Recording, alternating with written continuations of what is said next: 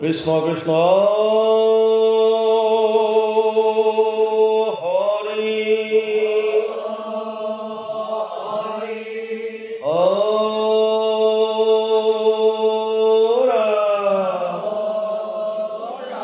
কৃষ্ণ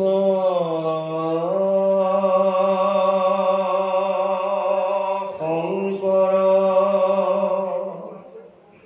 গুৰু হৰি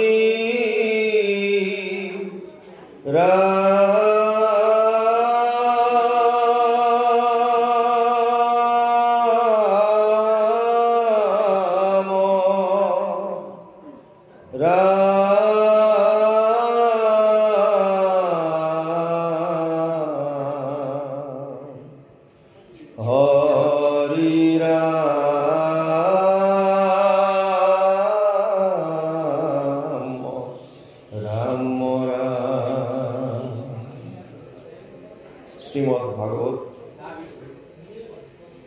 ওম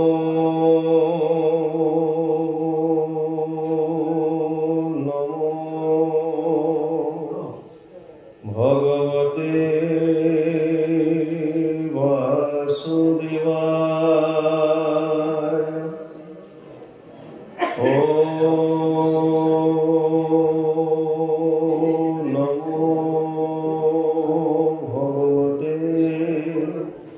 বাসুদেবায়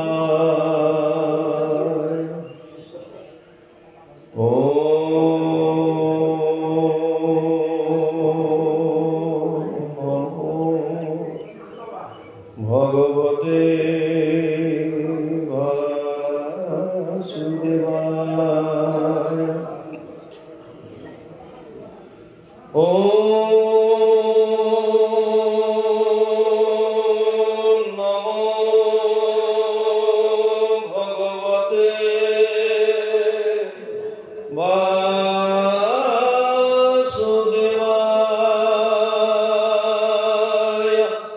जन्मादस्य यतोऽन्वयादितरतसर्थेषु अभिज्ञस्वरात् तेने ब्रह्महृदायादिकवये मुह्यन्ति यत् सूरयः तेजोवारिमृदं यथा विनिमयो यत्र त्रिसर्गो मृषा धाम्ना स्वेन सदा निरस्तकुहकं सत्यं परं धीमहि धर्म प्रौजित चैतवत्र परम निर्मल शरणं सतं वेद्यं वास्तवमत्र वस्तु शिवदं तापत्रयोन्मूलनं। श्रीमद्भागवते महामुनि कृते किमु अपरैरीश्वरः सद्यो हृदयवरुध्यते प्रकृतिभिः शुश्रूषुभिः तत्क्षणात् निगमकल्पतरुर्गलितं फलं सुखमुखादमृतद्रवसंयुक्तं पिबत भागवत रसमालयं मुहुर्मुहुः रसिका भुवि भावुका हरिरा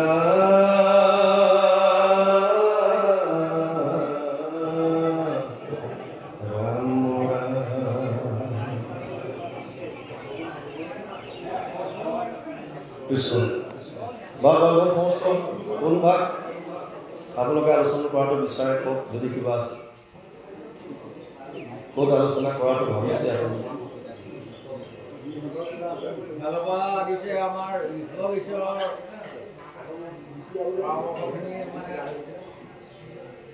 বিষবিশ্বৰ অসমীয়া সমাজৰ পথ প্ৰদৰ্শক, একশৰণ হৰিনাম ধৰ্মৰ ভেটি প্ৰস্তাৱক, নৱবৈষ্ণৱ যুগৰ প্ৰৱৰ্তক জগতগুৰু শ্ৰীমন্ত শংকৰদেৱৰ শ্ৰীচৰণত প্ৰণিপাত জনাই যশোৱাৰ লাল কংসৰ কাল নন্দৰ নন্দন উদ্ধৱৰ বন্দন গোপিনীৰ মন দৈৱকীৰ ধন গোৱালৰ গোপাল আৰু ভকতৰ কৃপাল স্বৰূপ সৰ্বজ্ঞ সৰ্বব্যাপ্ত সৰ্বাশ্ৰয়ী সৰ্বশক্তিমান পৰম পুৰুষ পৰম আনন্দ পৰম ঈশ্বৰ পৰম কৃপালু ভগৱান কৃষ্ণৰ বাংময় স্বৰূপ শ্ৰীমদ ভাগৱতক সাষ্টাংগিক প্ৰণাম জনাই বৈকুণ্ঠৰ কল্পতৰু নাম বস্তুভাগক সাৰোগত কৰি দেৱৰো দুৰ্লভ নৰতনুধাৰী আজিৰে বৈকুণ্ঠ ধামত উপবিষ্ট তথা উপস্থিত পৰম শ্ৰদ্ধাৰ ভাৱ বান্ধৱ আই মাতৃ যুৱক যুৱতী প্ৰমুখ্যে শিশুসকলৰ শৰীৰত নিৰ্বিৰাজমান দিব্য আত্মাক অন্তৰৰ পৰা সেৱা জনাই বিষ্ণু বৈষ্ণৱৰ কথাৰে সমৃদ্ধ ভক্তি জ্ঞান আৰু বৈৰাগ্য বৰ্ধনকাৰী শ্ৰীমদ ভাগৱতৰ কিছু চৰ্চা কৰিবৰ বাবে আগবাঢ়িছোঁ। জয় জয়তে সেৱকীৰ গৃহৰ সকলো সদস্যক তথা সদস্যাৰ শ্ৰীচৰণত আমি আমাৰ শ্ৰদ্ধা ভৰা সেৱা নিবেদিছোঁ। কাৰণ তেওঁলোকে ভকত বৈষ্ণৱ নিমন্ত্ৰণ কৰি আনি প্ৰভু ভগৱন্তৰ লীলাসমূহ শ্ৰৱণ কীৰ্তন কৰাৰ যি সুবিধা কৰি দিছে, যুগ ধৰ্মৰ ফালৰ পৰা ইয়াক এক শ্ৰেষ্ঠ কৰ্ম বুলি অভিহিত কৰিছে। ব্যাসদেৱে ভাগৱতত লিখিছে, কৃতে য়দ ধ্যায়াতো বিষ্ণু ত্ৰেতায়াম যজতে মখে দ্বাপৰে পৰিচৰ্যায়াম কলৌ তদ হৰি কীৰ্তনাত 12:3-52 দ্বাদশ স্কন্ধত 3য় অধ্যায় 52 নম্বৰ শ্লোকত লিখিছে। এই শ্লোকৰ অনুবাদ মহাপুৰুষ মাধৱদেৱে তেওঁৰ নাম ঘোষাত কৰিছে। যুগ ধৰ্ম নিৰ্ণয় 399 পদযোগাত মহাপুৰুষ মাধৱদেৱে লিখিছে, সত্য যুগে ধ্যান, ত্ৰেতা যুগে যজ্ঞ, দ্বাপৰ যুগত পূজা, কলিত হৰিৰ কীৰ্তন বিনাই আৱৰ নাহিকে দুজা। যুগ ধৰ্মৰ ফালৰ পৰা মায়াৰ পৰা নিবৃত্তি পাবলৈ, পৰমানন্দ লাভ কৰিবলৈ যদি কিবা সহজ আৰু সুলভ উপায় আছে, সেয়া হৈছে কেৱল কৃষ্ণত শৰণ আৰু তেওঁৰ লীলাসমূহ ভকতৰ লগত শ্ৰৱণ কীৰ্তন। সেইকাৰণে যিসকলে উদ্যোগ লৈ এনেধৰণে ভকত বৈষ্ণৱ নিমন্ত্ৰণ কৰি আনি তেওঁৰ লীলাসমূহ শ্ৰৱণ কীৰ্তন কৰাৰ সুবিধা কৰি দিয়ে, তেওঁলোক শ্ৰদ্ধাৰ পাত্ৰ, সেৱাৰ যোগ্য। আমি পুনৰবাৰ সেৱকীৰ গৃহৰ সকলো সদস্য তথা সদস্যাৰ শ্ৰীচৰণত আমাৰ শ্ৰদ্ধা ভৰা সেৱা নিবেদিছোঁ। ভাগৱত আপোনালোকে বহুবাৰ শুনিছে। বৰ্তমান অসমত ভাগৱতৰ এক বিপ্লৱ হোৱা দিয়ে হৈছে। চাৰিওফালে কেৱল ভাগৱতৰে চৰ্চা চলিছে। বিভিন্ন জেগাত অবিৰত ভাগৱত পাঠ, অখণ্ড ভাগৱত পাঠ, ভাগৱত পাঠ পৰ্যালোচনা, ভাগৱত পাঠ ব্যাখ্যা, বিভিন্ন বেনাৰ, আৰু আমি সবে শ্ৰৱণো কৰিছোঁ। যিটো হাৰত ভাগৱত হৈছে, যেনেকৈ আমি শ্ৰৱণ কৰিছোঁ, সেইমতে চাবলৈ গ'লে সমাজত আজিৰ যুগত বৰ্তমান ধৰ্ষণ, লুণ্ঠন, ঈৰ্ষা, দ্বেষ, কাম, ক্ৰোধ এইবিলাক সম্পূৰ্ণৰূপে নাশ হ'ব লাগিছিল। কাৰণ ভাগৱত এনেকুৱা এখন গ্ৰন্থ, ব্যাসদেৱে পদ্মপুৰাণৰ উত্তৰখণ্ড ভাগৱত মহাত্ম্যত প্ৰথম অধ্যায়ৰ 12 নম্বৰ শ্লোকত লিখিছে, এতদস্মাৎ পৰম কিঞ্চিত মন শুদ্ধে ন বিদ্যতে। ভাগৱততকৈ শ্ৰেষ্ঠ গ্ৰন্থ মন শুদ্ধিকৰণৰ কাৰণে আন একো নাই। আৰু সেইখন গ্ৰন্থই আমি ইমানকৈ শ্ৰৱণ কৰিছোঁ, কিন্তু তথাপিও আমাৰ মনৰ কলুষতা, কপটতা, ঈৰ্ষা, দ্বেষ এইবিলাক শেষ হোৱা নাই। তাৰমানে দুটাই কাৰণ হ'ব লাগে, হ'ব পাৰে। হয়তো আমি যেনেধৰণে শ্ৰৱণ কৰিব লাগে তেনেকৈ শ্ৰৱণ কৰিব পৰা নাই বা কৰা নাই। আৰু নহ'লে ভাগৱতৰ যিবিলাক তত্ত্ব, এই কথাখিনি পৰ্যালোচকসকলে বা ব্যাখ্যাকাৰ বুলি যাক আপোনালোকে কয়, তেওঁলোকে হয়তো হৃদয় স্পৰ্শ কৰিব পৰাকৈ বুজাই দিব পৰা নাই। দুটাই হ'ব লাগিব।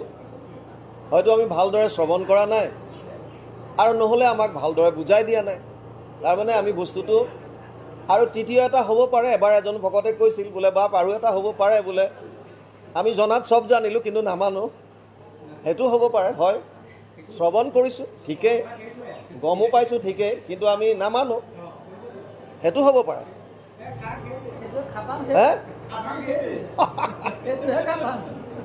গতিকে হয় হয়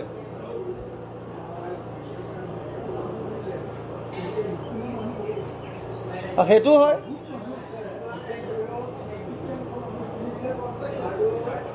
একে সত্য, আপোনাৰ কথাটো সত্য। সেইখিনি ধৰক আপুনি শ্ৰৱণ নকৰাত আহিল একেবাৰে। সুন্দৰ সংযোজন।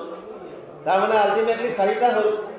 হয়তো এক শ্ৰেণীয়ে শ্ৰৱণ কৰা নাই, এক ভালকৈ শুনা নাই, তৃতীয়ত হৈছে ব্যাখ্যাকাৰসকলে ভালকৈ বুজাই দিব পৰা নাই, আৰু চতুৰ্থত হৈছে শুনিছোঁ বুজিছোঁ চব হৈছে কিন্তু আমি আচৰণত নানো। ভাইটি ইকোটো কমাই দিয়া, বহুত বেছি হৈ আছে দিলে। আমাৰ ইয়াত সুন্দৰভাৱে শুনাৰ ব্যৱস্থাটো কৰি দিয়া বছ।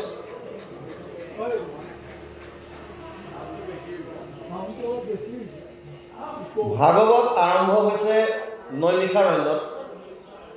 নৈমিষ শব্দটো নিমিষৰ পৰা আহিছে। নিমিষ মানে চকুৰ এটা পলক, সময়ৰ এটা জোখ। চকুটো টিপিয়াই দিওঁতে যিমান সময় লাগে এইটোক নিমেষ বুলি কয়।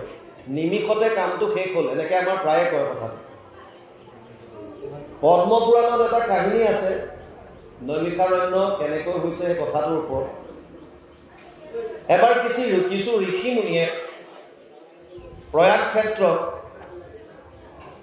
দ্বাপৰৰ শেষ, কলিযুগৰ ঠিক প্ৰাৰম্ভ, কলিযুগ অহাৰ আগে আগে তেওঁলোকে ভগৱান নাৰায়ণৰ দৰ্শন পায়, আৰু কলিযুগৰ যি ভয়াৱহতা তেওঁলোকে নিজে গম পাইছিল যে কলিযুগটো বৰ বেছি ভয়ানক হ'ব। মানুহৰ মনবিলাক মলিনতাৰে ভৰি পৰিব, পাপ কৰিবলৈ মানুহে ভয় নকৰা হ'ব।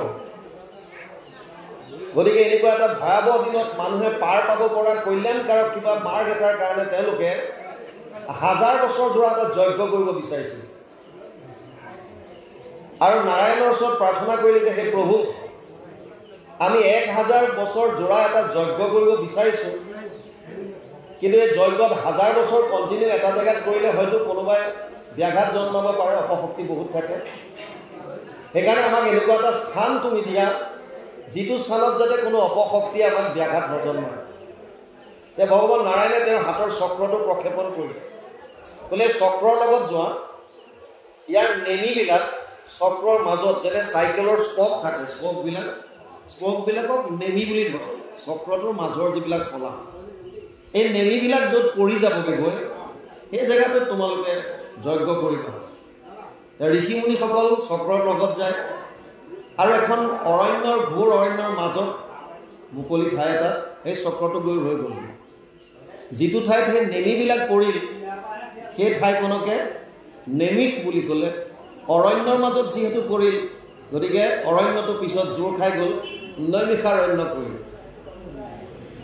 আৰু এক শ্ৰেণী ভকতৰ মতে এই চক্ৰটো নিমিষতে গৈ সেই স্থানত পৰিছিল, মানে কম সময়তে। সেইকাৰণেও সেই জেগাখনৰ নাম নৈমিষাৰণ্য কৰিল। এই নৈমিষাৰণ্যত 28,000 ঋষিমুনি একত্ৰিত হৈছে, আৰু এনেকৈ বহিছে সকলো। সুত মুনিক ব্যাখ্যাৰ আসনত বহুৱাই দিছে,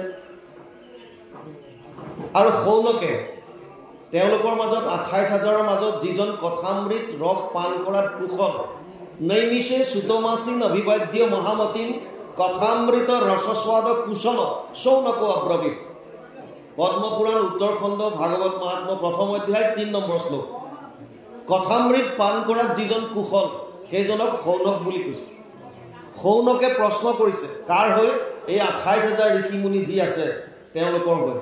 সুত মুনিক প্ৰশ্ন কৰিছে।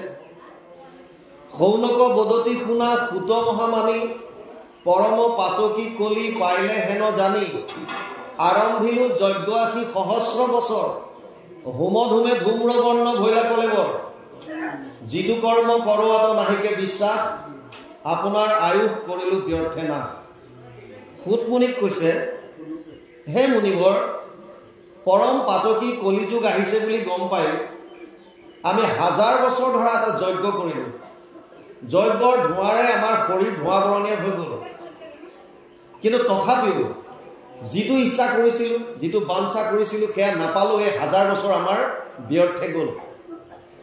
সেইকাৰণে শৌনকে প্ৰশ্ন কৰিছে, তত্ৰ তত্ৰ অঞ্জসা আয়ুষ্মান ভৱতায়ত বিনিচ্ছিতাম পুংসাম একান্তত শ্ৰেয় তদ না সঞ্চিতুম অৰ্হসি। 1:1-9 প্ৰথম স্কন্ধ 1ম অধ্যায় 9 নম্বৰ শ্লোক ভাগৱত। মানুহৰ আটাইতকৈ কল্যাণকাৰক কৰ্ম কি কলিযুগত? পুংসাম একান্তত শ্ৰেয়, আটাইতকৈ শ্ৰেষ্ঠ কৰ্ম কি? এই কথাটো আমাক কোৱা। কিন্তু লগতে এটা কথা কৈছে শৌনকে, যে হে সুতমুনি, তুমি এই উপায়টো মাত্ৰ দীঘলীয়া নিদিবা, তাৰমানে আমি যেনেকৈ 1000 বছৰ যজ্ঞ কৰিছিলোঁ তেনেকৈ আকৌ যদি তুমি কৈ দিয়া যে 1000 বছৰ ধৰি তোমালোকে তপ কৰা, যজ্ঞ কৰা, কিবা কৰা, তেতিয়া লাভ নহ'ব। মানে কলিযুগৰ মানুহৰ আয়ুষেই কম। প্ৰায়েনা অল্পায়ুষ সভ্য কলবস্মিন যুগে জনা মন্দ সুমন্দ মতয় মন্দিয় ভাগ্য হি উপদ্ৰতা 1:10 প্ৰথম স্কন্ধ প্ৰথম অধ্যায় 10 নম্বৰ শ্লোক ভাগৱত। প্ৰায়েনা অল্পায়ুষ, কলিযুগৰ মানুহৰ আয়ুষ একেবাৰে কম। প্ৰহ্লাদে দৈত্য শিশুসকলক কৈছিল পুৰুষৰ আয়ুষ 100 বৰিষ সাক্ষাৎ তাহাৰ অৰ্ধেক যায় বিফলে নিদ্ৰাত 20 বৰিষ যায় বালক ক্ৰীড়াত আৰু 20 যায় জৰা অৱস্থাত জীৱা অৱশেষ আয়ু থাকয় যুৱা সিও কামে ক্ৰোধে লোভে যায় অজ্ঞানত। প্ৰহ্লাদে কৈছিল যে কলিযুগত মানুহৰ আয়ুষ হ'ব 100 বছৰ, আধাটো শুই থাকোঁতে যাব, 20 বছৰ বালক ক্ৰীড়াত যাব, সৰু হৈ থাকোঁতে তেওঁ মেচিউৰিটি অহালে 20 বছৰ পাৰ হৈ যাব, 20 বছৰ জৰা অৱস্থাত যাব, একো কৰিব নোৱাৰে, লাখুটি লৈ বিচনাত। যিখিনি অৱশেষ আয়ু যুৱ অৱস্থাত থাকে সেইখিনি কাম ক্ৰোধ লোভ মোহ অজ্ঞানত পাৰ হৈ যাব। ইয়াত শৌনকেও কৈছে যে কলিযুগৰ মানুহৰ আয়ুষ প্ৰায়ে না অল্পায়ুষ, একেবাৰে কম। লগতে মন্দ সুমন্দ মতয়ো মন্দিয় ভাগ্যহী উপদ্ৰতা, মতিহীন হ'ব, বুদ্ধিহীন হ'ব, স্মৃতিশক্তি কমি যাব। 8টা বস্তু কলিযুগত হ্ৰাস পাব বুলি ভাগৱতে কৈছে। ততচ্চ অনুদিনম ধৰ্মম সত্যম শৌচম ক্ষমা দয়া কলেন বলেন ৰাজন নংসতি আয়ু বলম স্মৃতি।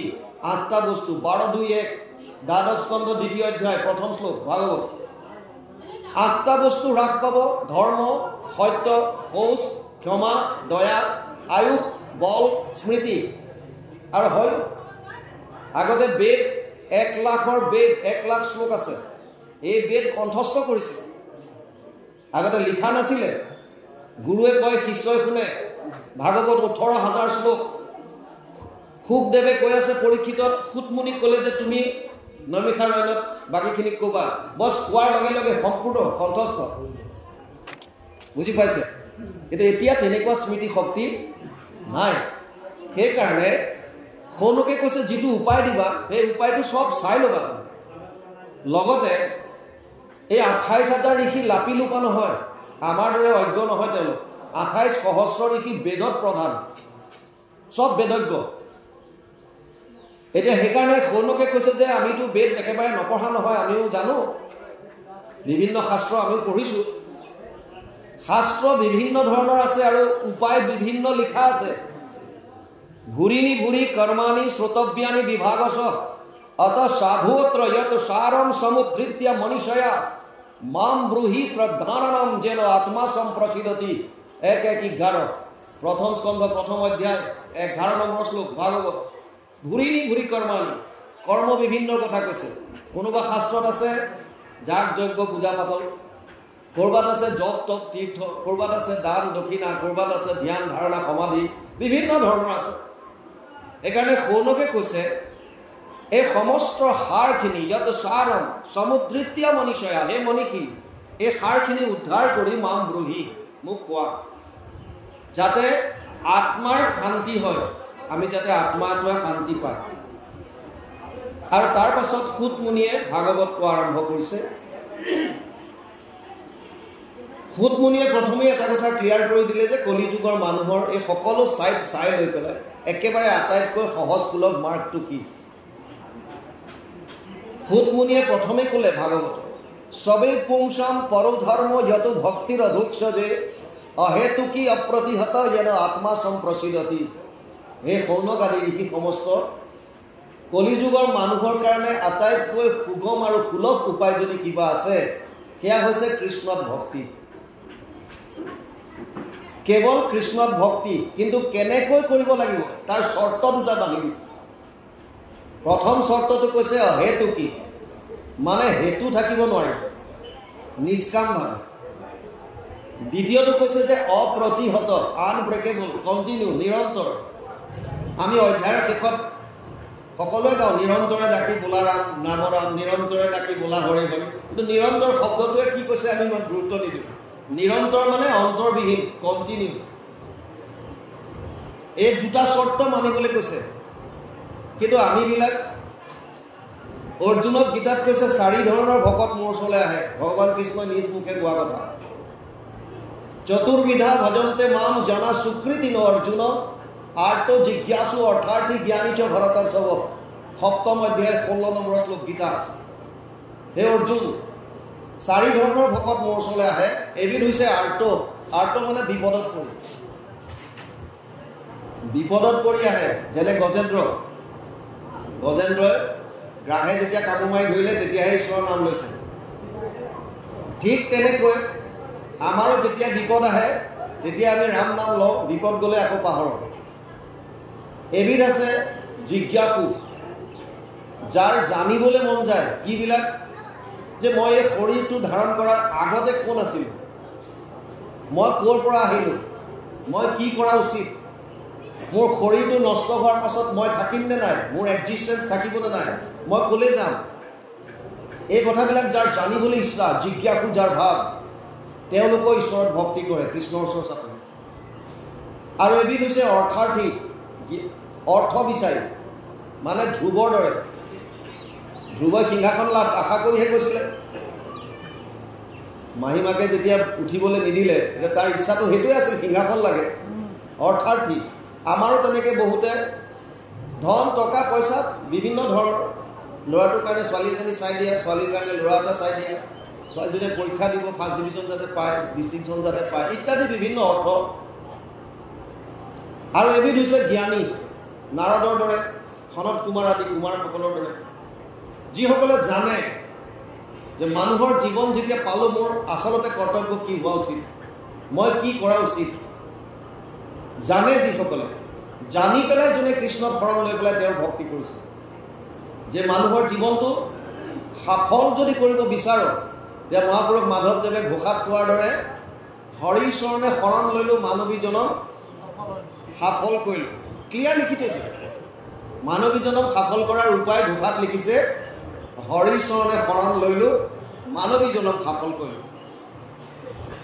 গতিকে এতিয়া ইয়াত কৈছে যে কৃষ্ণত ভক্তি কেনেকৈ কৰিব। এটা হৈছে অহেতুকী, নিষ্কামভাৱে, আৰু এটা হৈছে অপ্ৰতিহত, মানে নিৰন্তৰ, কণ্টিনিউ। ভাগৱত আৰম্ভ হৈছে, মূল ভাগৱত সংস্কৃতত আছে, 12টা স্কন্ধ, 335টা অধ্যায়, 5,96,000 শব্দ, 10টা লক্ষণ। অত্ৰ স্বৰ্গ বিসৰ্গ স্থানম পোষণম উতয় মনন্তৰ এশ অনুকথা নিৰোধ মুক্তিৰ আশ্ৰয়। 2:10 দ্বিতীয় স্কন্ধ 10ম অধ্যায় 1ম শ্লোক ভাগৱত।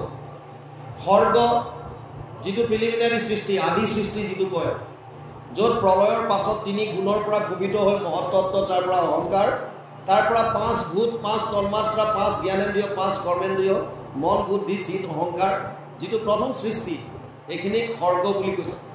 বিসৰ্গ মানে ব্ৰহ্মা দ্বাৰা আৰু তেওঁৰ পিছত যিখিনি সৃষ্টি আগবাঢ়িছে এইখিনিক বিসৰ্গত আনিছে। তাৰপিছত স্থানৰ বিষয়ে ক'লে, পোষণ কেনেকৈ কৰে ক'লে, উতি মানে বাসনা, 7ম স্কন্ধত 3টা বাসনাৰ কথা কৈছে, দৈবিক বাসনা, মানৱীয় বাসনা আৰু আসুৰিক বাসনা। দৈবিক বাসনাৰ কথা ক'বলৈ গৈ 7ম স্কন্ধত প্ৰহ্লাদ চৰিত্ৰ আনিছে। মানৱীয় বাসনাৰ কাৰণে বৰ্ণাশ্ৰম ধৰ্মৰ কথা কৈছে। আসুৰিক বাসনাৰ কথা ক'বলৈ গৈ হিৰণ্যকশিপু আৰু হিৰণ্যক্ষৰ কথা আনিছে। 8মত আছে মনন্তৰ, মনু আৰু মনু পুত্ৰসকলৰ কথা। 10মত আছে নিৰোধ। ভাগৱতৰ আটাইতকৈ ডাঙৰ স্কন্ধটো হৈছে 10ম স্কন্ধ। 335টা অধ্যায়ৰ ভিতৰত 90টা অধ্যায় আছে 10মত। সেইকাৰণে 3টা ভাগ কৰিছে, আদি, মাজছোৱা আৰু শেষৰ ছোৱা, 3টা ভাগ কৰিছে। সমস্ত জীৱ যেতিয়া প্ৰলয়ৰ সময়ত প্ৰভু ভগৱন্তৰ উদৰত নিৰোধ কৰি ৰাখে, অৱৰুদ্ধ কৰি, সেইটোক নিৰোধ বুলি কয়। 11দশত আহিছে মুক্তি আৰু 12দশত কৈছে আশ্ৰয়। যদিও ভাগৱতে 10টা লক্ষণৰ কথা কৈছে, মূল উদ্দেশ্য হৈছে দশম লক্ষণটো আশ্ৰয় ক'ত ল'ম শৰণ ক'ত ল'ম যদিও বাকীখিনি কৈছে ভাগৱতৰ মূল উদ্দেশ্য হৈছে দশম লক্ষণটো আশ্ৰয় দশমৰ্থ বিশুদ্ধ্যাৰ্থম নবানি নিহ লক্ষণম বৰ্ণয়ন্তি মহাত্মান শ্ৰুতেন অৰ্থেন জাঞ্জসা 2:10 দ্বিতীয় স্কন্ধ দশম অধ্যায় 2 নম্বৰ শ্লোক ভাগৱত দশমৰ্থ বিশুদ্ধ্যাৰ্থম দশম যিটো লক্ষণ তাক শুদ্ধ ৰূপত প্ৰতিপন্ন কৰিবৰ কাৰণে নবানি নিহ লক্ষণ বৰ্ণয়ন্তি বাকী 9টা লক্ষণ বৰ্ণনা কৰিছে মূল উদ্দেশ্য হৈছে আশ্ৰয় সুত মুনিয়ে যেতিয়া শৌনক আদিয়ে প্ৰশ্ন কৰিলে শৌনকৰ মূল প্ৰশ্ন আছিল 6টা প্ৰথমটো আপোনালোকক ক'লোঁ কল্যাণৰ কথা কৈছে কল্যাণ কাক কয় কল্যাণ কেনেকৈ পাব পাৰি ভগৱান কৃষ্ণই কিয় অৱতাৰ ল'বলগীয়া হ'ল ভগৱান কৃষ্ণই অৱতাৰ লৈ কি কি লীলা কৰিলে ভগৱান কৃষ্ণই দাদা বলৰামৰ লগত কি কি লীলা কৰিলে আৰু প্ৰভু ভগৱন্ত বৈকুণ্ঠ প্ৰয়াণৰ পাছত ধৰ্মই কোন দিশে গতি কৰিলে এই 6টা প্ৰশ্ন শৌনকে উত্তৰ কৈছে সুত মুনিয়ে ক'লে যে তোমাৰ প্ৰশ্নৰ উত্তৰ মই মোৰ কথাৰে নিদিওঁ মই তোমাক সুক আৰু পৰীক্ষিতৰ মাজত যি কথোপকথন হৈছিল সেইখিনি তোমাক ক'ম শুনা এতিয়া আৰু শৌনকে সুধিছোঁ পৰীক্ষিতৰ বিষয়ে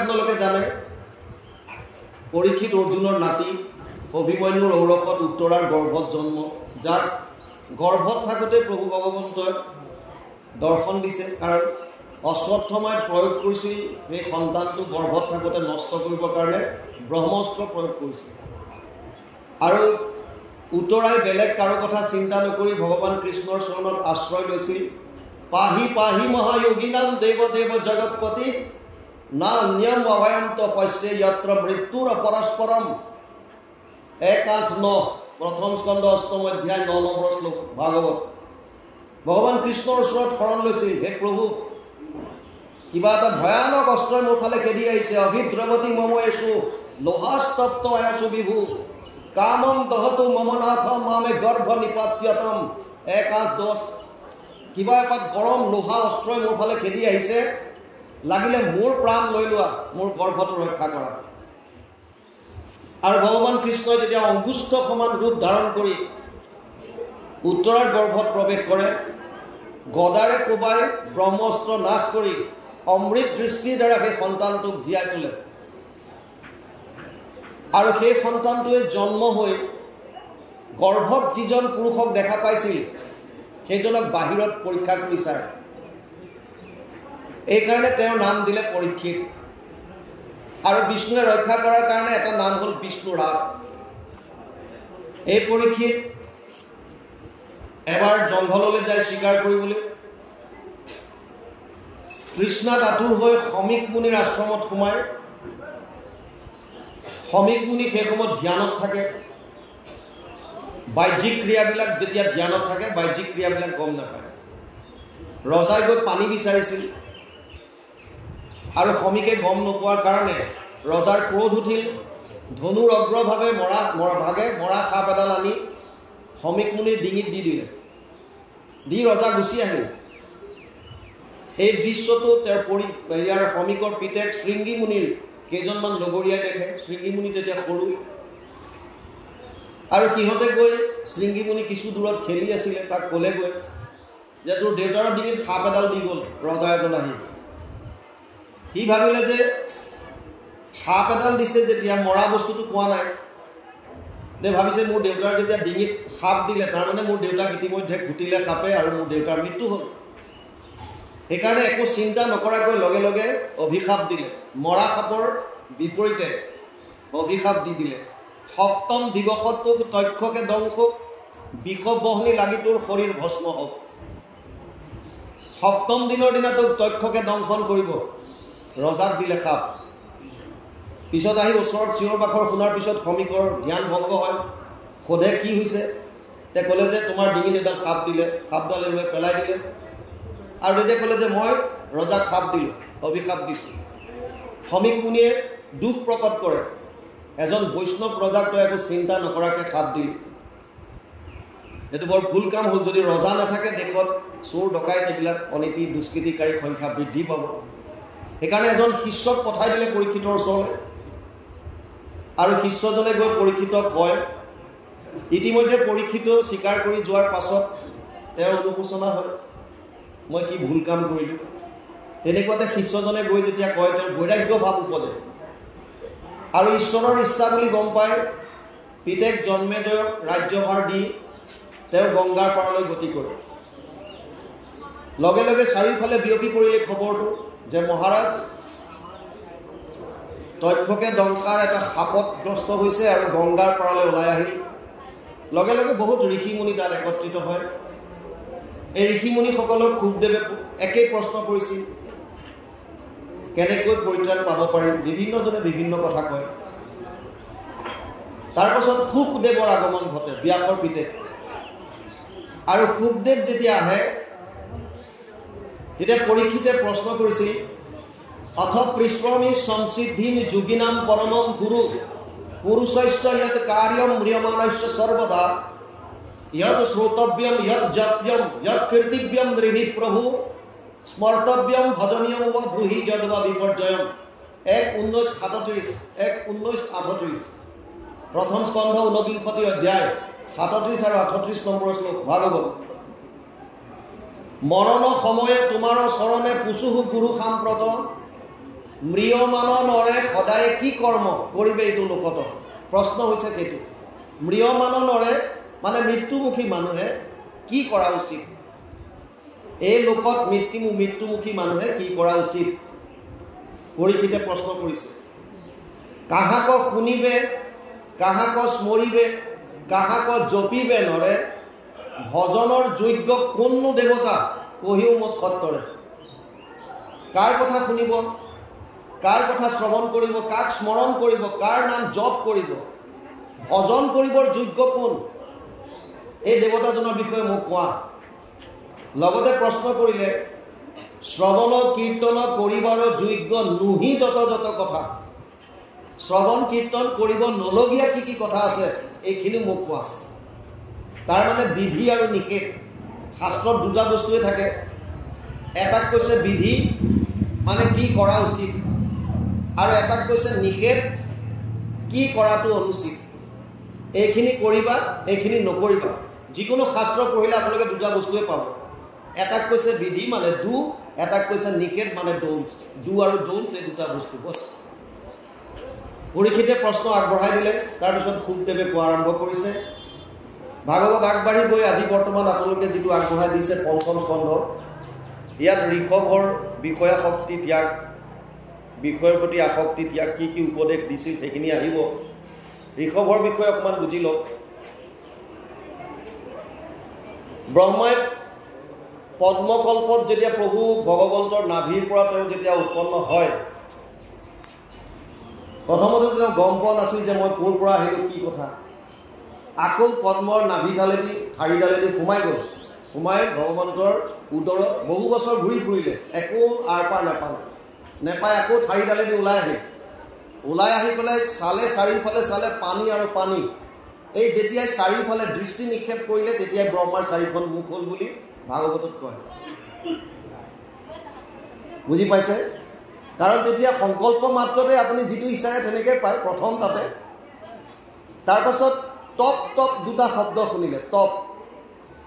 তেতিয়া তেওঁ বহুত বছৰ তপ কৰিলে। ভগৱান নাৰায়ণে দৰ্শন দিলে, বৈকুণ্ঠ ধাম দেখুৱাই দিলে। ব্ৰহ্মাক ক'লে যে তুমি আগৰ দৰে সৃষ্টি কৰা। ব্ৰহ্মাই এতিয়া বুজি পোৱা নাই আগৰ দৰে কেনেকৈ, কাৰণ তেওঁৰ একোৱেই নাই, জ্ঞান শূন্য টোটেলি। তেতিয়া প্ৰভু ভগৱন্তই তেওঁৰ হৃদয়ত স্থিতি হৈ গোটেই বেদ তেওঁৰ হৃদয়ত স্থিত কৰাই দিলে, হৃদয়ংগম কৰাই দিলে। লগতে 4টা শ্লোকত ভাগৱত দিলে, 2:9-33 পৰা 2:36। ভাগৱত দ্বিতীয় স্কন্ধ 9ম অধ্যায় 33 নম্বৰ শ্লোকৰ পৰা 36 নম্বৰ শ্লোক, 4টা শ্লোকত ভাগৱত দিলে। ব্ৰহ্মাই সেই ভাগৱত আনি নাৰদক দিলে। ব্ৰহ্মাই দিলে নাৰদক ইটো ফলৰ ৰহস্যটো। নাৰদে ব্যাসক আনি দিলা। তিলেকো নগৈল ভাগি ইডালি সিডালি কৰি শুকমুখে ভূমিত পৰিলা। সেই ভাগৱতে আহি ক্ৰমাগতভাৱে শুকদেৱে পৰীক্ষিতক কৈছে, এই ব্ৰহ্মাই যেতিয়া প্ৰথমতে সৃষ্টি কৰিলে 4 সিদ্ধ, তেওঁলোকক সৃষ্টি আগবঢ়াবলৈ দিলে যে তোমালোকে সৃষ্টি কৰা যোৱা। তেওঁলোকে ক'লে যে আমি সৃষ্টি নকৰোঁ, ব্ৰহ্মচাৰী হৈ থাকি ব্ৰহ্মচৰ্য পদ পালন কৰিম। প্ৰথম সৃষ্টি তাতেই পিতৃ বাক্যৰ অমান্য, যে আমি নকৰোঁ, আমাৰ কৃষ্ণ খালি আমি আৰাধনা কৰোঁ, সংসাৰৰ প্ৰতি আমাৰ মন নাই। কিন্তু ব্ৰহ্মাৰ ক্ৰোধ উঠিল আৰু ভ্ৰুৰ মধ্যৰ পৰা এটি সন্তান জন্ম হ'ল। এতিয়া আমাৰ এইবিলাক অবিশ্বাস্য যেন লাগিব পাৰে যে এইটো সম্ভৱ কেনেকৈ হয়। চিধা কথা, আমি ভাবিব পাৰোঁ, কাৰণ আমাৰ মন বুদ্ধি মায়াৰ দ্বাৰা সৃষ্ট, আৰু সেইবিলাক হৈছে দিব্য জ্ঞানৰ কথা চিন্তা কৰাৰ সাহস আমাৰ নাই। সেইকাৰণে ইয়াত তৰ্ক কৰিবলৈ হাত দিছে।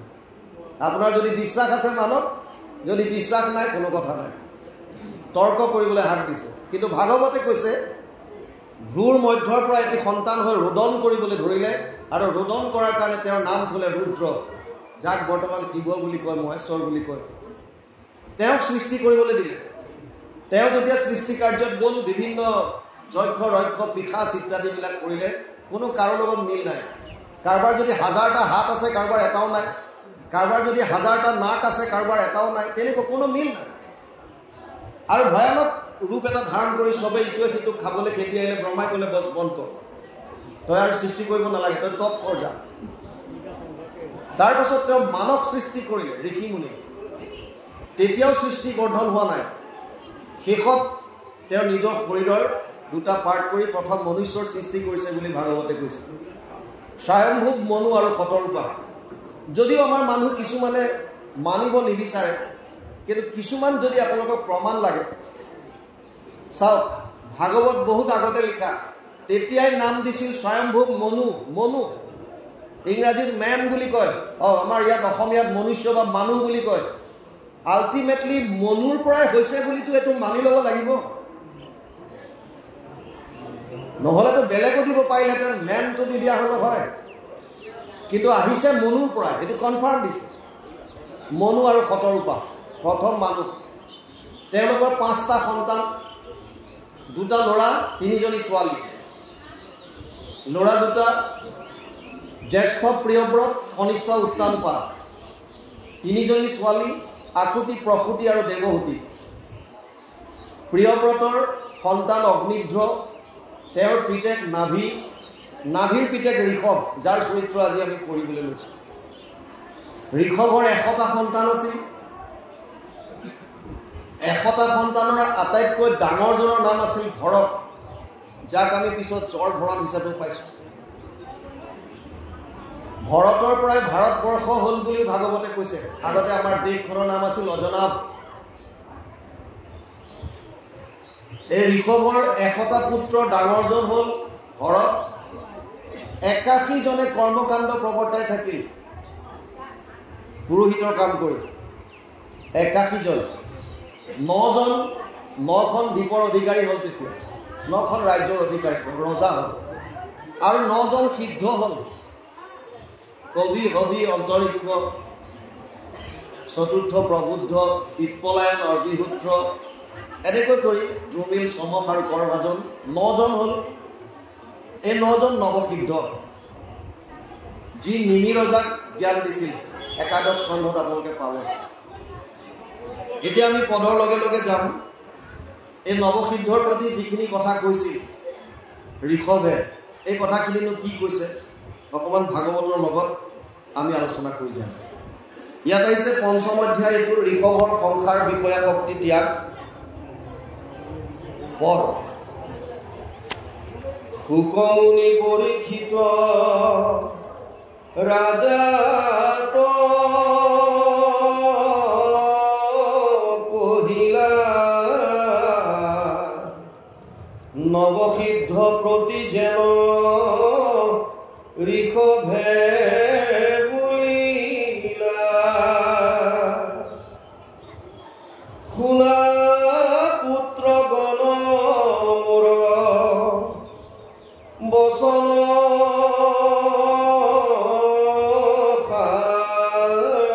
সাদৰি,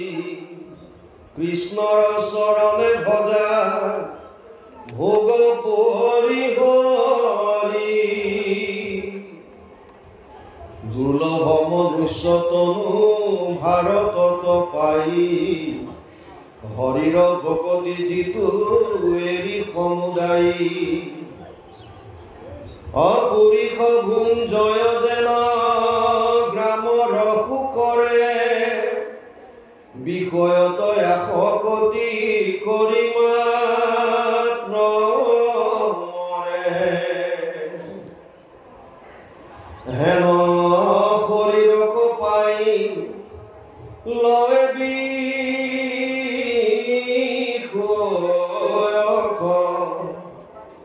যেন সুবৰ্ণৰ শৰ মাৰয় কাকক নৰতনু পায়া ভক্তি কৰিব সদায় তেবে হৃদয়ৰ গ্ৰন্থি গুছে সমুদায়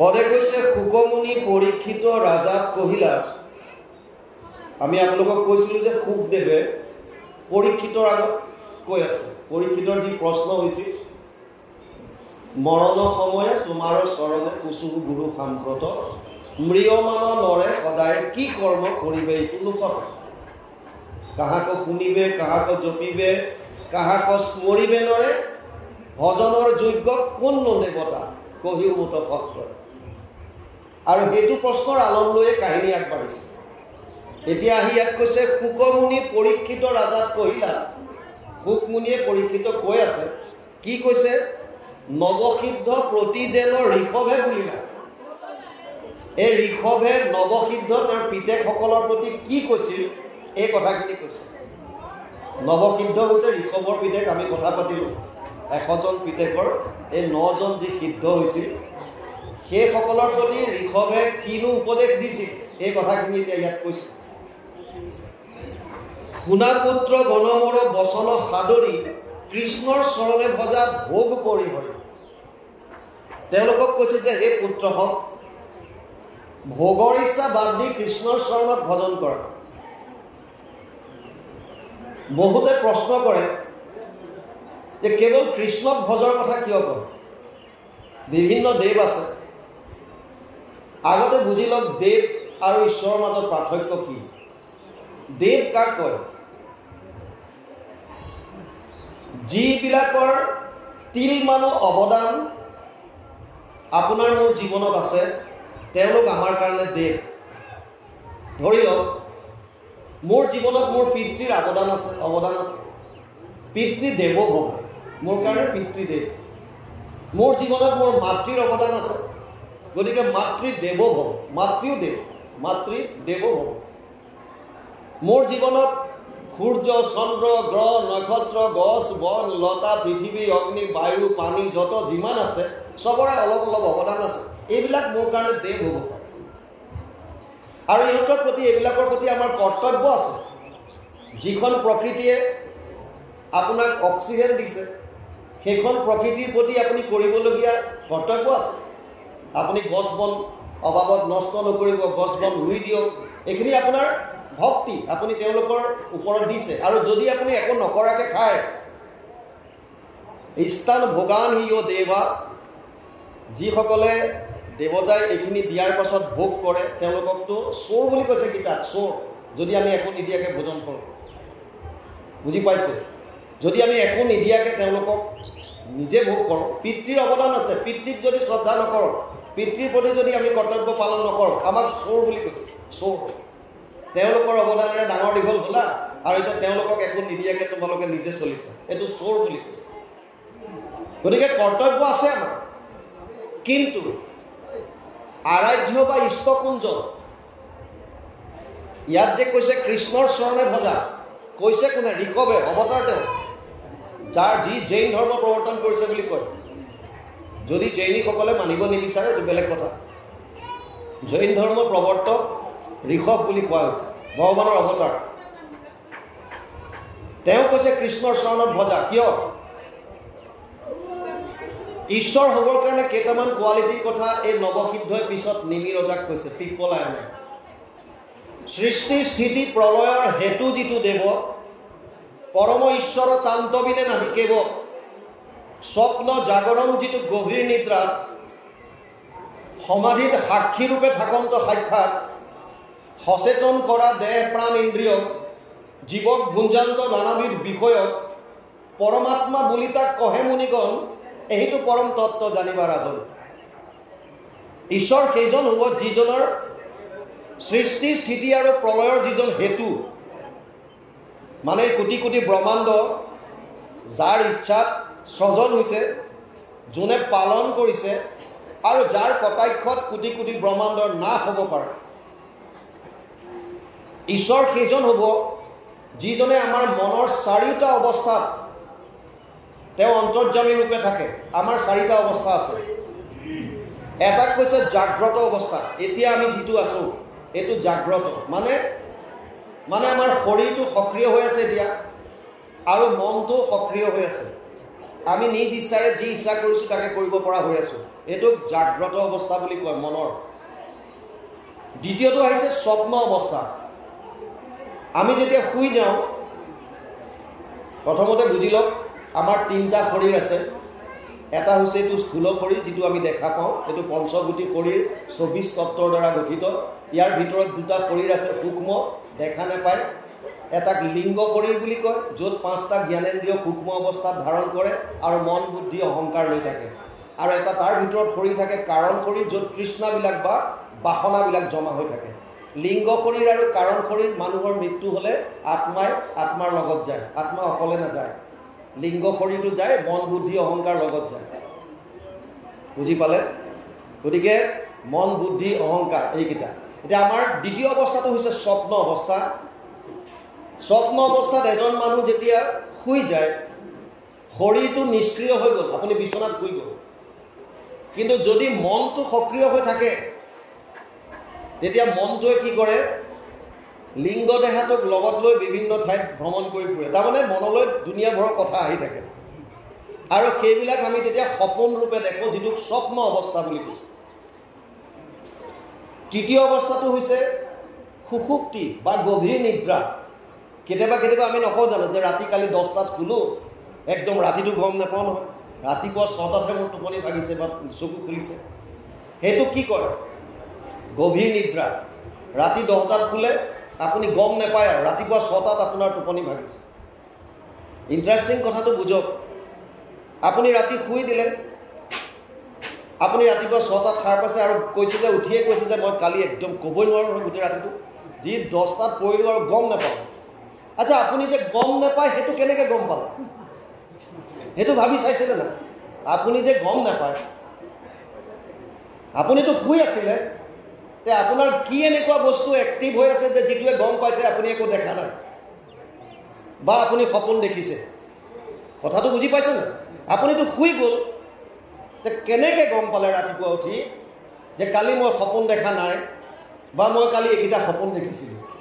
তাৰমানে সেইকণ সময়তো কোনোবা অন্তৰ্যামী ৰূপে থাকে। অৰ্জুনক কৈছে উপদ্ৰষ্টা অনুমন্তা চ ভৰ্তা ভোক্তা মহেশ্বৰ পৰমাত্মা এটি চাপ্যুক্ত দেহে অশ্বিন পুৰুষ পৰ। 13 অধ্যায় 22 নম্বৰ শ্লোক গীতা। হে অৰ্জুন, সেইজনে মই অন্তৰ্যামী ৰূপে হৃদয়ত থাকোঁ, ভৰ্তা ভোক্তা হৈ, স্বামী হিচাপে আৰু ভোক্তা হিচাপে আত্মা। গতিকে যেতিয়া আৰু 4 নম্বৰ অৱস্থাটো হৈছে সমাধি। জাগ্ৰত, স্বপ্ন, গভীৰ নিদ্ৰা, সমাধি। সমাধি কোনটো? শৰীৰটো জাগ্ৰত হৈ থাকে। সমাধিত যেতিয়া থাকে যিসকল, শৰীৰটো জাগ্ৰত, কিন্তু মনৰ চিন্তাবিলাক শূন্য কৰি দিব পাৰে।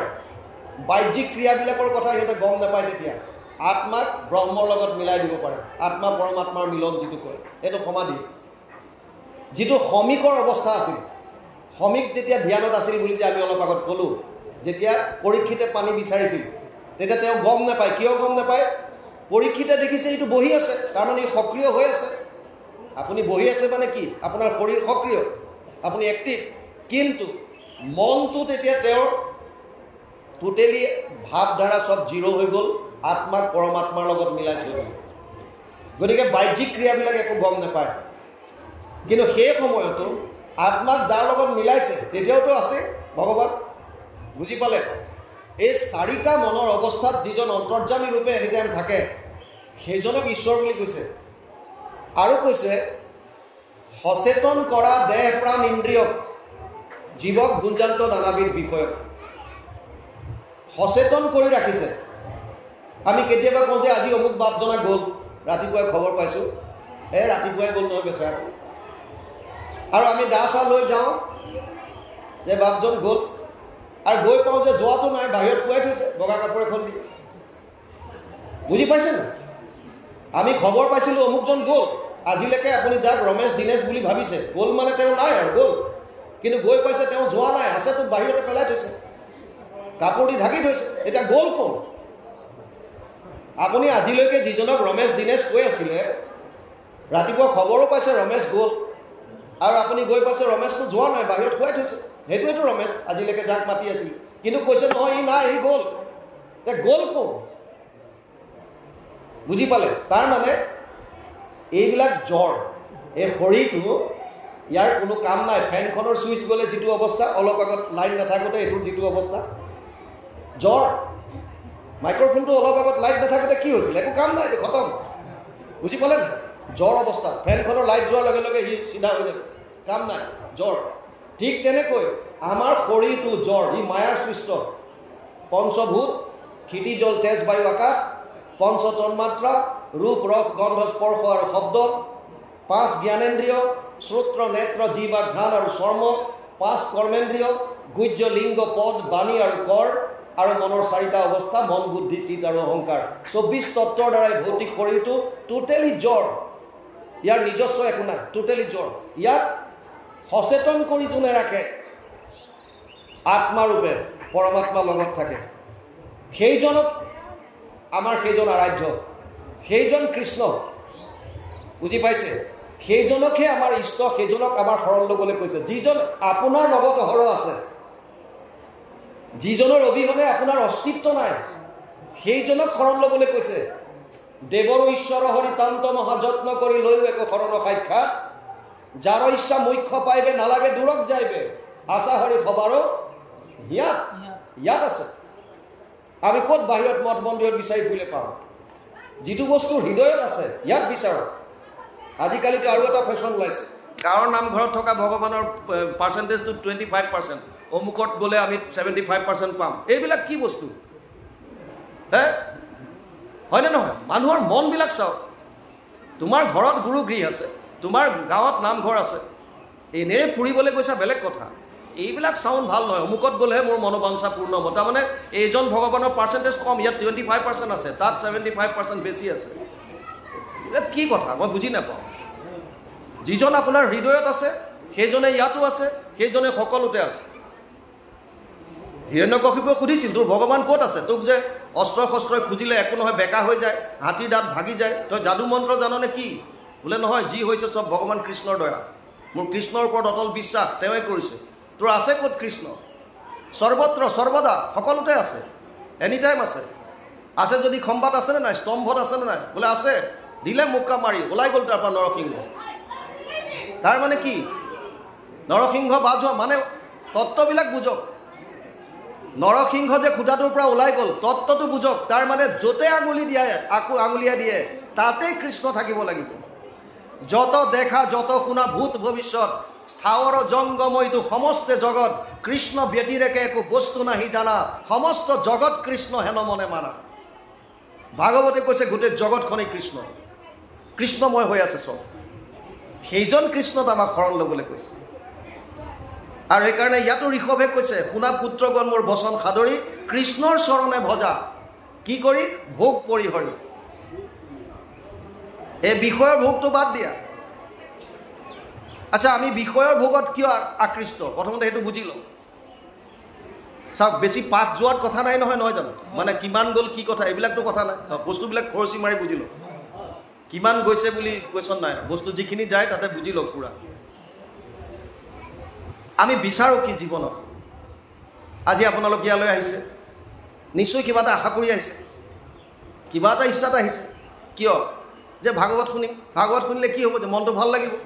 মানে চাওক, পৃথিৱীত অগণন প্ৰাণী আছে, 84 লাখটো জুনি আছে বুলি কৈছে। জুনি 20 লাখ সব স্থাৱৰ জানো, 9 লাখ জলচৰ সব মানো, 11 লাখ কুरुम कवि गावे, पक्षीगण 10 लाख बतावे, 30 लाख पशु जानो हूँ भाई, 4 लाख बंदर दुखदाई, जब ये 84 लाख कट जावे तब कहो मानुष तन पावे। 20 लाख तो गस गसनिर प्रजाति আছে, प्रजाति 20 लाख प्रजाति ताको अगणन गस गसनि আছে। তেনেকে 9 লাখ জলচৰ প্ৰাণী প্ৰজাতি, 11 লাখ কাছৰ দৰে বগাই যোৱা সৰীসৃপ জাতীয় প্ৰাণীৰ প্ৰজাতি, চৰাই চিৰিকটিৰ প্ৰজাতি আছে 10 লাখ, 30 লাখ বিভিন্ন জন্তুৰ প্ৰজাতি, 4 লাখ বান্দৰৰ প্ৰজাতি, 84 লাখ জুনি আছে। অগণন তাত প্ৰাণী সোমাই আছে, জীৱ আছে। বৰ্তমান সময়ত মানুহৰ সংখ্যাই কিজনী? আমাৰ পৃথিৱীত বৰ্তমান এতিয়া 600 to 700 কৰোৰ হ'ব, 600 পৰা 700 কোটি হ'ব মানুহ। কিন্তু ইণ্টাৰেষ্টিং কথাটো বুজি পাইছে নাই? কেতিয়াবা চাইছে নাই? এটাৰ লগতো এটাৰ মিল নাই। হে, 1000টা গৰু পোৱালিৰ মাজত 1000টা গৰু পোৱালি আপুনি যোগাৰ কৰক এজেগাত, আৰু এজনী গাই তাত এৰি দিয়ক। গাইজনীয়ে বেলেগ পোৱালীয়ে গাখীৰ খাবলৈ আহিলে লঠিয়াব, কিন্তু নিজৰ পোৱালিটোক তাৰ মাজত চিনি পাই যায়, ধুনীয়াকৈ পাতি দিব গাখীৰ খা। কিয়? অলপ হ'লেও তাত কিবা এটা অমিল আছে। আছে এজোপা গছত 1000 ফল, আম লাগি আছে ধৰক, 1000 ফল ওলাল, আম ওলাল, এটাৰ লগত এটাৰ অকণমান হ'লেও ডিফাৰেঞ্চ থাকিব। হয়তো চাইজত ডাঙৰ, হয়তো ৰঙত বেলেগ, হয়তো মিঠা, হয়তো কোনোবা ৰস বেছি, কোনোবা কম, আল্টিমেটলি কাৰো মিলন নাই। তাতকৈ আৰু আশ্চৰ্যৰ বিষয় এই যে অঙুঠাটো, অঙুঠা চাপ দিবলৈ যে কয়, RTI হওক LTI যিয়ে হওক, এই জেগাকনো কাৰো লগত কাৰো মিল নাই। ইয়াত ৰেখাকেইডাল যি দিছে, ভগৱানৰ এনেকুৱা সৃষ্টি, এইখন জেগাত দিয়া ৰেখাডালো অপূৰ্ব, এটাৰ লগত এটাৰ মিল নাই। গম পাইছে? কিন্তু ইমান বৈষম্যতাৰ মাজতো এটা কথাৰ মিল আছে, সেইটো হৈছে আমাক সবকে আনন্দ লাগে। কোনো এনেকুৱা প্ৰাণী নাই যোনে আনন্দ নিবিচাৰে, মানে সুখ বিচাৰোঁ আমি সবেই। বুজি পাইছে? যদিও ইমান বৈষম্যতাৰে ভৰা, কিন্তু কোনেও ক'ব নোৱাৰে যে মোক আনন্দ নালাগে বুলি। সবেই আনন্দ বিচাৰিছোঁ। শাস্ত্ৰত এগৰাকীয়ে চৰিত্ৰ আছে যোনে দুখ বিচাৰিছিল, সেইগৰাকী হৈছে কুন্তি। হয়নে? হয়। যেতিয়া কুৰুক্ষেত্ৰ যাত্ৰা, কুৰুক্ষেত্ৰ যুদ্ধ সাং কৰি ভগৱান কৃষ্ণ যেতিয়া দ্বাৰকালৈ যাবলৈ ওলাল, ৰথত যেতিয়া বহিল, তেতিয়া কুন্তি বাটত থিয় হৈ আছে, আৰু ভগৱান কৃষ্ণ ৰথৰ পৰা নামি আহিল, এখোজ দুখোজকৈ আগবাঢ়ি গ'ল আৰু ক'লে, অ পেহী। পেহী বুলি কিয় কয় জানেন নাই? বসুদেৱৰ পিতৃ সুৰসেন, সুৰসেনৰ ছোৱালী আছিল কুন্তি, নাম আছিল পৃথা। তেতিয়া কুন্তি নহয়, পৃথা। সুৰসেনৰ এজন বন্ধু আছিল কুন্তভোজ। কুন্তভোজলৈ পৃথাক, কুন্তভোজৰ সন্তান নাছিল, নথকাৰ কাৰণে নিজৰ বন্ধুৱে কয় যে ঠিক আছে, মোৰ ছোৱালীজনীকে মই তোমাক দিম, তুমি এইকে তুলি তালি ল'বা। আৰু কুন্তভোজে নিজৰ কন্যা হিচাপে, পুত্ৰী হিচাপে পৃথাক তুলি তালি লয়, আৰু নামটো দিলে কুন্তভোজৰ কাৰণে নাম দিলে কুন্তি। সেইকাৰণে সেই সূত্ৰে বসুদেৱৰ ভগ্নী হিচাপে কৃষ্ণৰ কি হ'ল? পেহীয়েক হ'ল। সেইকাৰণে কৃষ্ণ নামি গৈ কৈছে, অ পেহী। কুন্তিয়ে কান্দি আছে, দুধাৰি চকুল। এতিয়া কিয় কান্দিছা? তোমাক আজি আৰু কি লাগে কোৱা, যি লাগে চব বৰ দি দিম মই। কুন্তিয়ে কৈছিল, মোক দুখ দিয়া। বিপদসন দুটা শাশ্বত তত্র তত্র জগৎ গুরু ভবতু দর্শনম ইয়াত স্যাত পুনঃ ভব দর্শনম। 1:8-25 প্রথম স্কন্ধ 8ম অধ্যায় 25 নম্বৰ শ্লোক ভাগৱত। হে কেশৱ, মোক দুখ দিয়া। দুখ কিয়? এই দুখৰ সময়ত তুমি আমাৰ লগত থাকা। মানে বিষাণ মহাগ্নে পুৰুষদ দৰ্শনাদ অসৎ সভায় বনবাস কৃষ্ণত মৃদে মৃদে অনেকো মহারথাস্ত্রাত দ্রৌণী অস্ত্রাত হরি অভিরক্ষিতা। 1:8-24 প্রথম স্কন্ধ 8ম অধ্যায় 24 নম্বৰ শ্লোক ভাগৱত।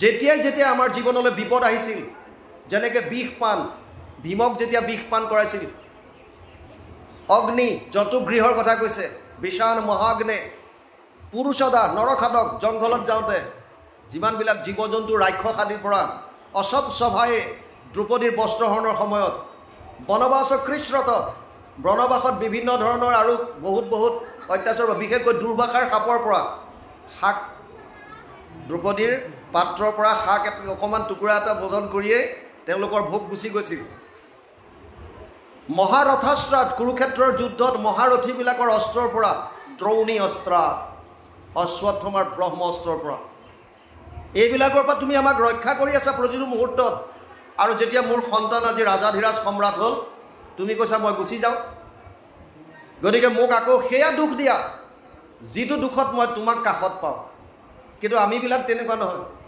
আমাক যদি ভগৱানে কয় কি লাগে কোৱা 1 মিনিট ৰ'বা এই অমুকত এটা ফ্লেট নহ'লে অমুকত মাটি দিয়া ঘৰটো বনাই দিয়া অমুকত অমুকৰ চাকৰি তমুকৰ এইটো বছ আমি পূৰা খোজাত কোনো কাৰ্পণালী নকৰোঁ চিধা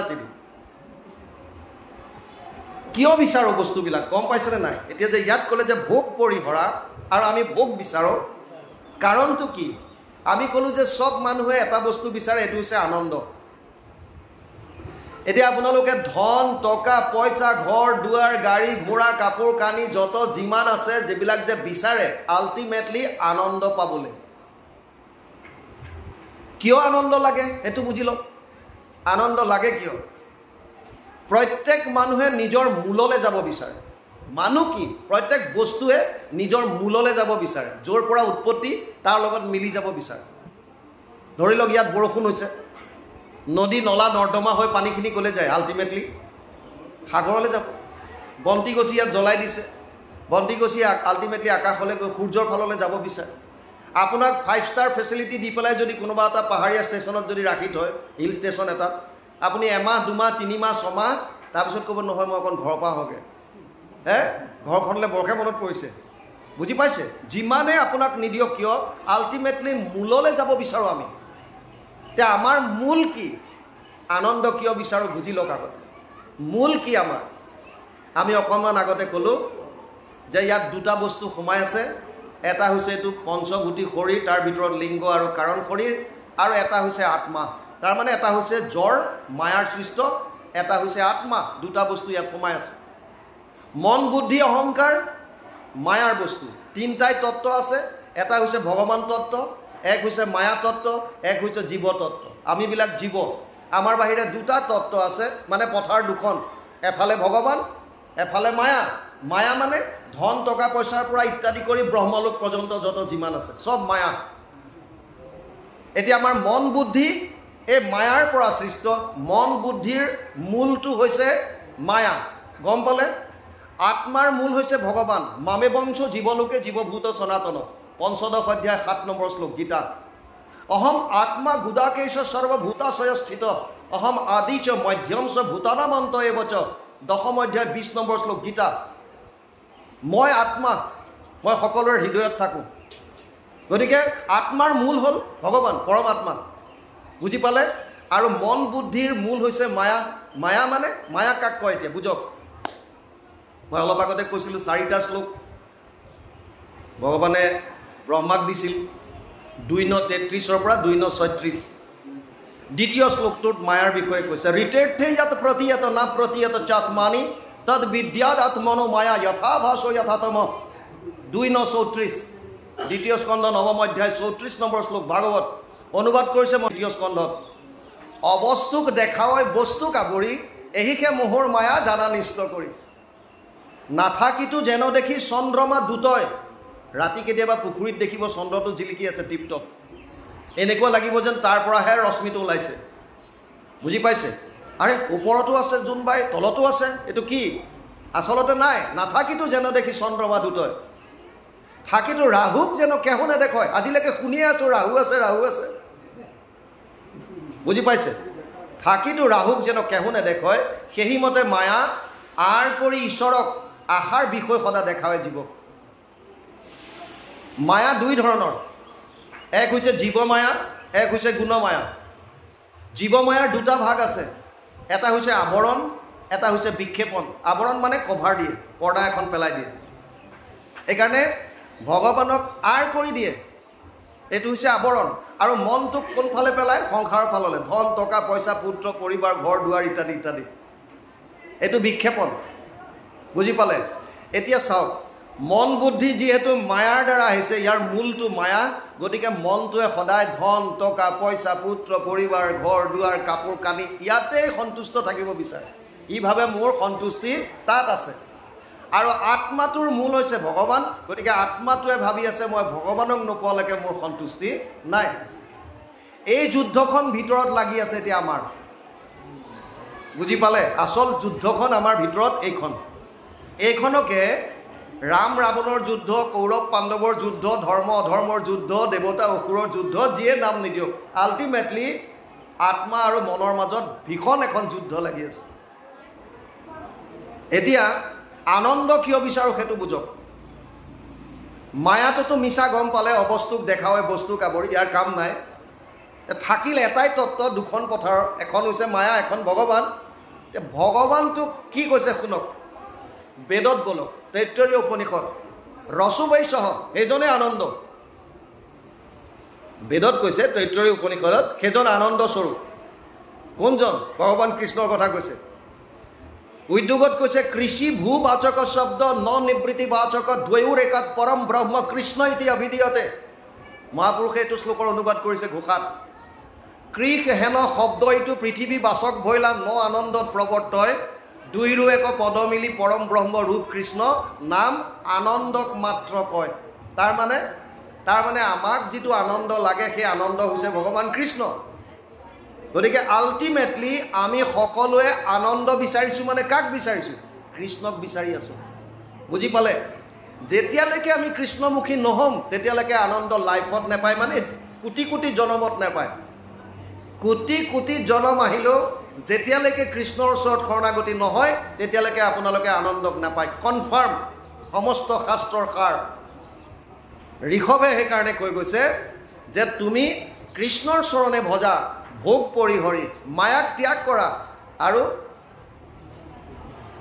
বুজি পালে কিন্তু কিছুমানে এইটো বস্তু নুবুজি কি কৰে এবাৰ এজনে ভাগৱত শুনি গ'ল ব্যাখ্যাকাৰে কৈ দিলে যে তুমি মায়াক ত্যাগ কৰা শান্তিৰ লগত থাকা এই ঘৰত গৈ ঘৈণীয়েকক কৈছে আজিৰ পৰা তোক আৰু ডিভোৰ্চে দিলোঁ বুলি ধৰ বোলে কিয় কৈছে নাই ব্যাখ্যাকাৰে কৈ পঠিয়াইছে মায়াক ত্যাগ কৰি ঘৈণীয়েকৰ নাম মায়া বুজি পাইছে তাই কৈছে আজিৰ পৰা তোক এৰিলোঁ আৰু বোলে কাৰণটো কি কৈছে ব্যাখ্যাকাৰ যদি তাত বুজাই দিছে ভাগৱতৰ তত্ত্ব বুজাই দিছে যে মায়াক এৰিবা আৰু শান্তিক ধৰিবা আৰু কাম কৰা মানুহজনীৰ নাম শান্তি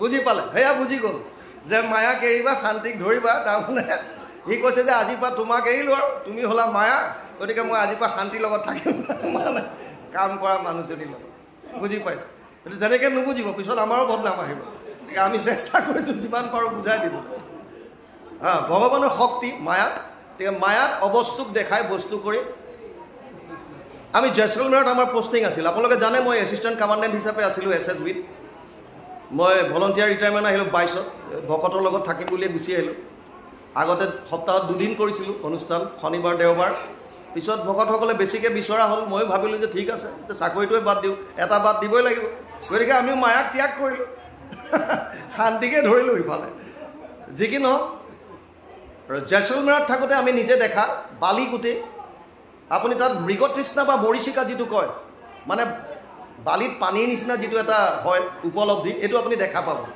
এতিয়াও পকা ৰাস্তাবিলাকত ৰ'দ পৰিলে কেতিয়াবা দূৰত দেখা পায় পানীৰ নিচিনা দেখি যে বালিত আৰু ধুনীয়া দেখি পূৰা পানীৰ নিচিনা লাগিব আপোনাৰ আপুনি যিমান আগবাঢ়ি গৈ থাকক সেইটো নাপায় কেতিয়াও আগবাঢ়ি গৈ থাকিব বুজি পাইছে ন সেইটোৱে হৈছে মায়া আচলতে বস্তুটো নাই তাত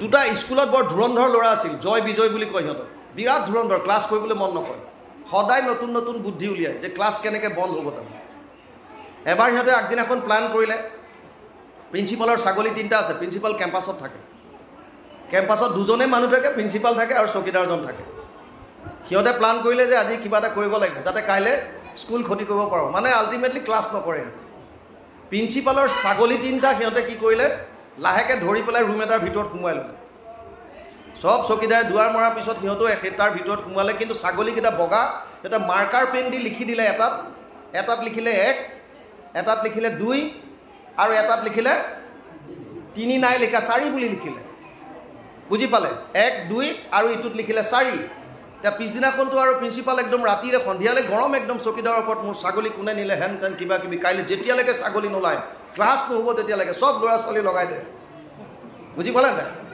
তাৰপিছত ৰাতিপুৱাই আৰু আদেশ আৰু হৈ গ'ল একদম ৰোল কলতে প্ৰথমতে প্ৰাৰ্থনাৰ সময়তে বোলে আজি চব বিচাৰ ছাগলী উলিয়াবই লাগিব এতিয়া গোটেই চব লাগি গ'ল কোনোবাই কৈছে 1 নম্বৰটো পালোঁ কোনোবাই কৈছে 2টো পালোঁ কোনোবাই কৈছে 4টো পালোঁ 3 নম্বৰটো পোৱা নাই বিচাৰি আছে সন্ধিয়ালৈকে বুজি আমাৰো গতি একে য'ত নাই বস্তুটো আমি তাত বিচাৰি আছোঁ কেনেকৈ পাব গোটেই জীৱন বিচাৰি থাকিলেও নাপায় তাত আনন্দ নাই ক'ৰ পৰা পাব য'ত আনন্দ আছে বেদে কৈছে ৰামায়ণে কৈছে পুৰাণে কৈছে মহাভাৰতে কৈছে গীতাই কৈছে সমস্ত শাস্ত্ৰৰ এটাই বস্তু যে যদি আনন্দ আছে কেৱল কৃষ্ণত আছে আৰু কৃষ্ণত আমি তাত ভজন নকৰোঁ আমি বেলেগ ফালে গৈ আছোঁ তে ক'ত পাব আনন্দটো সেইকাৰণে ঋষভে কৈছে শুনা পুত্ৰ গণা মোৰ বচন সাদৰি কৃষ্ণৰ চৰণে ভজা ভোগ কৰিব কৃষ্ণ নিজ মুখে অৰ্জুনক কৈছে কৃষ্ণই কৈছে যে মত্ত পৰতৰম নান্যত কিঞ্চিত অস্তি ধনঞ্জয় মই সৰ্বমিদম প্ৰথম সূত্ৰে মণিগণাইব 7ম অধ্যায় 7 নম্বৰ শ্লোক গীতা হে অৰ্জুন মোতকৈ শ্ৰেষ্ঠ আৰু কোনো নাই অকল কোৱা নহয় অকল যদি কৈ থৈ দিলেহেঁতেন মানুহে উফাই বুলি ক'লেহেঁতেন এই কৃষ্ণ বৰ উফাই এনে ওপৰত কৰিব অকল কোৱা নাই বিশ্বৰূপ দৰ্শন কৰাই দিছে তই চাই ল মোৰ শৰীৰত কিন্তু তোৰ চৰ্মচক্ষুৰ দ্বাৰা তই মোক দেখা নাপাবি না তুম সখ্যসে দৃষ্টুম অনন্যব সচক্ষুষা দিব্যম দদামি তে চক্ষু পশ্যমে যোগমেশ্বৰম 11 অধ্যায় 8 নম্বৰ শ্লোক গীতা হে অৰ্জুন তই তোৰ এইহাল চক্ষুৰ দ্বাৰা মোক দেখা নাপাৱ তোক মই দিব্য দৃষ্টি দিছোঁ চা এতিয়া মোক চা এতিয়া বিশ্বৰূপ দৰ্শন কৰাই দিলে আৰু তাত দেখিছে যে গোটেইবিলাক কৌৰৱ পাণ্ডৱৰ সেনা গৈছে তেওঁৰ মুখত সোমাই আছে তেওঁ গোটেই চোবাই খতম কৰি আছে গীতা পঢ়িব কেতিয়াবা পাব 11 স্কন্ধ দাঁতৰ গুৰিত সোমাই গৈছে গোটেই চব খতম গতিকে তেওঁ দেখুৱাই দিছে যে গোটেই সংসাৰ আছে বিভূতি দৰ্শনত দেখুৱাইছে মই সমস্ততে ব্যাপ্তমান বিশ্বৰূপ দৰ্শনত দেখুৱাইছে সমস্ত জগত মোৰ আছে বিদ্যমান গতিকে আল্টিমেটলি দুটা বস্তু প্ৰমাণ কৰি দেখুৱাই দিছে ভগৱান কৃষ্ণই আৰু সেইকাৰণে ইয়াতো কৈছে এতিয়া যে কেৱল কৃষ্ণৰ চৰণে ভজা ভোগ পৰিহৰি ভোগ ত্যাগ কৰ কাৰণ ভোগত তই আনন্দ নাপাবি যিটো তহঁতক আনন্দ লাগে সেইটো আনন্দ কেৱল কৃষ্ণৰ চৰণত পাবি কৃষ্ণ অনতি পলমে পৰৱৰ্তী খণ্ড আগবঢ়াই দিয়া হ'ব